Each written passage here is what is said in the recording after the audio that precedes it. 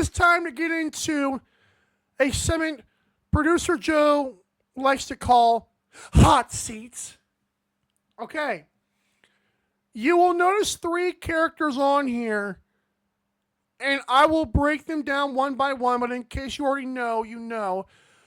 I want to preface my comments by saying this information is pure speculation and opinion. I do not know if any of this is if any of these guys are actually on the hot seats. I do know they're also big names, and this is only because of the coaching job they have done recently, and I also know how sports works. See Ryan Day in Philadelphia. Okay, who's on the hot seats? Halifax Thunderbirds have underperformed the last handful of seasons. Similar to the San Diego Seals, they've had some pretty good rosters, and it's like, why are you not getting through? Is it Buffalo being amazing? Is it Toronto being better than you? I just don't know. But it always seems like they're a tier B kind of team in Halifax. Whether it be the goaltending, the scoring, there's something about this team that should be better than it is, and it's not. So Micah Kersey, you, sir, are the first coach on my hot seat.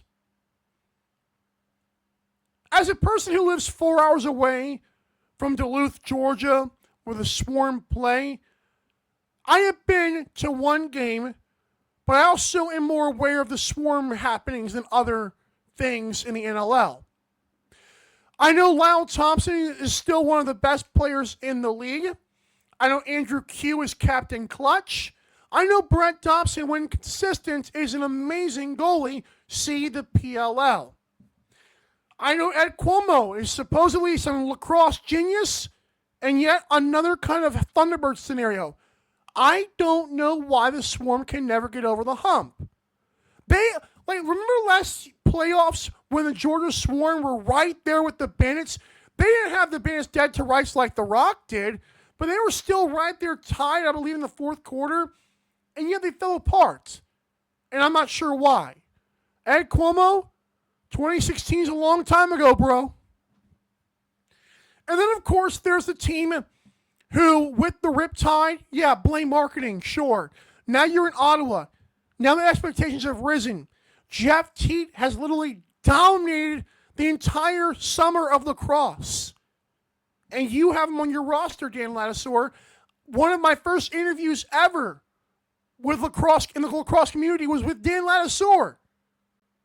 And yet, sir, and while I appreciate that, I also know this is a sports take, and I think you might be on the hottest seat of anybody. Because I think that Black Bears got better this offseason. Obviously, they're making my playoffs, as we've seen in our playoff predictions, which will be unveiled in the next segment. But I think Dan Ladouceur could be in the hottest of water this season. Number 2 would be Micah Kersey. Number 3 would be Ed Cuomo.